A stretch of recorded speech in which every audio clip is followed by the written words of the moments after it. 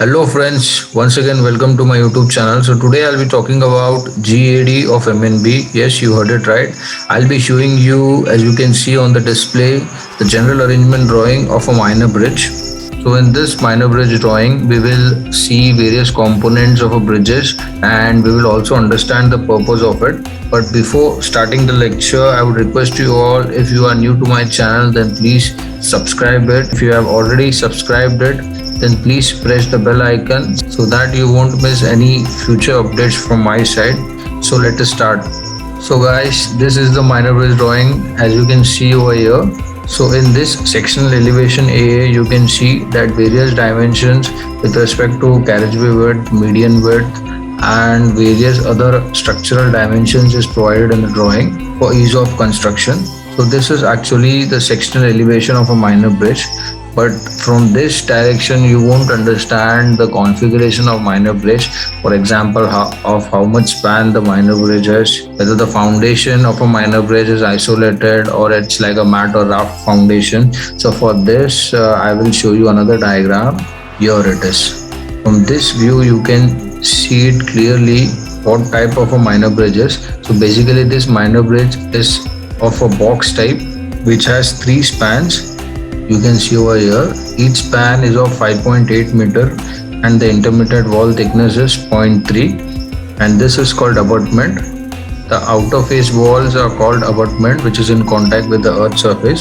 So the width of that abutment wall is 450 mm, as you can see over here. Inside abutment you can see it is written V poles, right? You can see these dotted lines. So these are actually small 100 dia pipes which are arranged throughout the abutment wall in a staggered manner at 1 meter distance in order to allow easy passage of water from the earthen face. So let me explain the importance of V-poles to you. If the water which is accumulated inside the filter media does not reach to the point through which it can exit from the filter media, the pore water pressure will develop along with the earthen pressure which is created by the backfilling behind the abutment wall. So if the pore water pressure will also develop, it will create extra force, extra stresses will be acting on the abutment walls. Thus, in order to reduce the pore water pressure on the abutment wall, what we do is we provide V-poles inside the abutment walls at 1 meter center to center distance in a staggered manner throughout the abutment wall, so that the water gets easily outside of filter media through these V-poles, ultimately reducing the pore water pressure on the bridge. So this is the purpose of V-poles, and you can see over here this is the raft foundation and the thickness of raft is also given. This is 500 mm. So first you need to construct the raft. After that you need to construct this haunch part. This is called haunch part. These are the bottom haunches and these are the top haunches.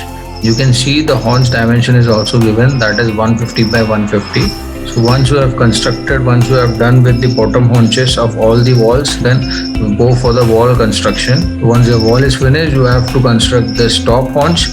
Then later on you will construct the slab. The thickness of a slab is also mentioned over here. As you can see, it is 450 mm. Beside the abutment wall, you can also see at the top side, beside the slab, along with the haunch, there is one more thing which is called bracket. This part is called bracket portion. Let us see this detailed too, so that we can understand it clearly.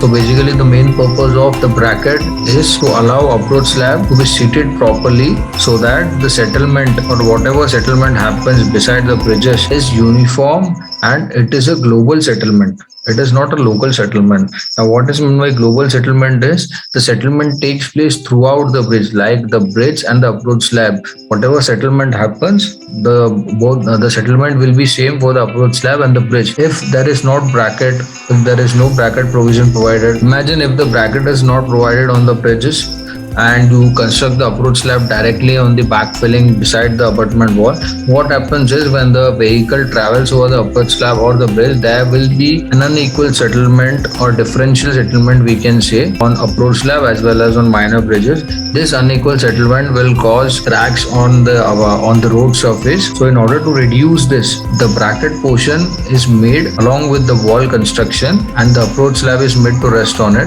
Now what I am showing is, it is the actual cross cross section of a bridge, of a 3-span bridge. So usually whenever the bridge is constructed, the nearby area is also protected. I mean to say that if imagine beside this abutment wall there will be a backfilling. Okay, if this backfilling need to be protected, you need to construct a retaining wall beside the bridge. As you can see over here, the retaining wall is also constructed on both the side of the abutment, the length of which is 6.2 meter. This is the foundation of retaining wall and this is the wall actually. And as I said, whatever wall you construct beside the earthen face, you need to minimize the pore water pressure acting on the wall, and that can be done only if you provide the V-poles. The water accumulated in the filter media behind the retaining wall can be exited out through these V-poles. So basically what happens is, first you construct the primary structure. What is a primary structure? That is a minor bridge, right? So first you will do PCC, then you will construct the total raft of 500 mm thickness, as you can see over here.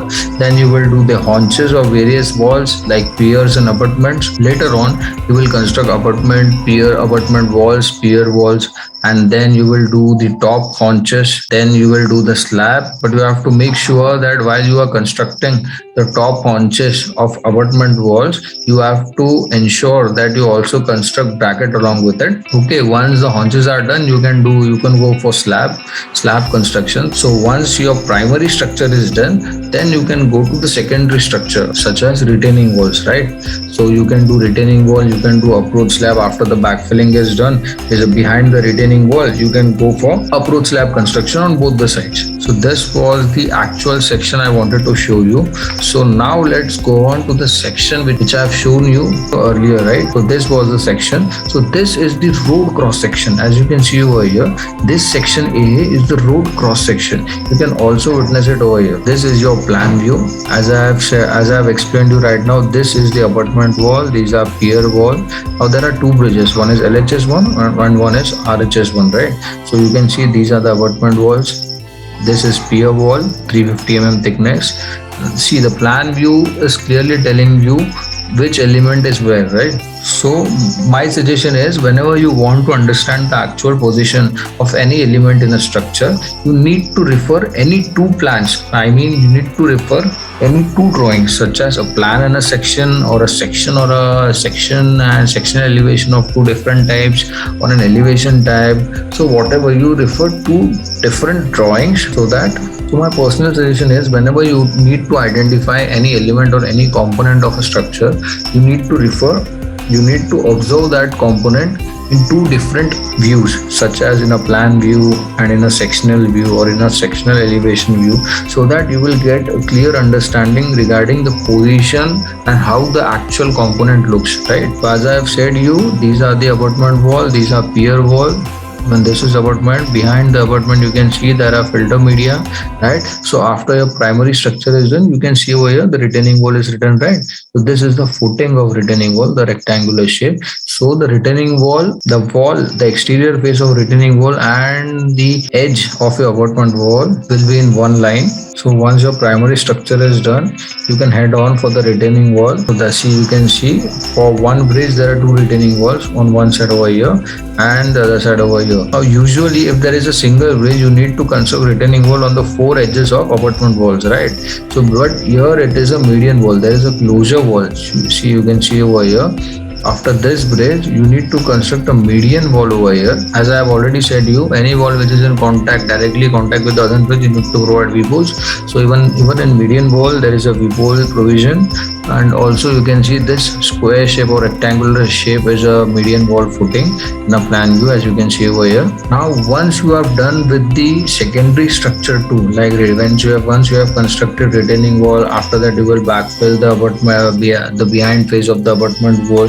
After that you will construct this approach slab, as you can see over here. So once your all structure, main, primary and secondary structure construction is done, you will head for the protection works. Can you see here? It is written floor apron and flexible apron, right? So these are the protection work. Now the role of a protection work is very, very important for structural safety point of view as well as its stability point of view. I have also explained this why the protection works are important in my HPC video lecture too, so I won't be repeating it right now. Now the width of floor apron as well as flexible apron in the downstream side will always be more as compared to the upstream side, and the reason behind it I've already explained it in my HPC lecture, so I would request you to please watch that HPC lecture once in order to understand it fully. So I'll show you this curtain wall type 1 and type 2 also. Now in downstream side, you can see the partition between the floor apron and flexible apron is done with the help of a curtain wall. Now this is curtain wall. In the sectional elevation you can see over here. Also the number of steps of curtain wall will be higher in downstream side as compared to the upstream side. You can see over here. Here you can see almost 1, 2 and 3, and this one is 4. You can see in type 2 curtain wall there are 4 steps.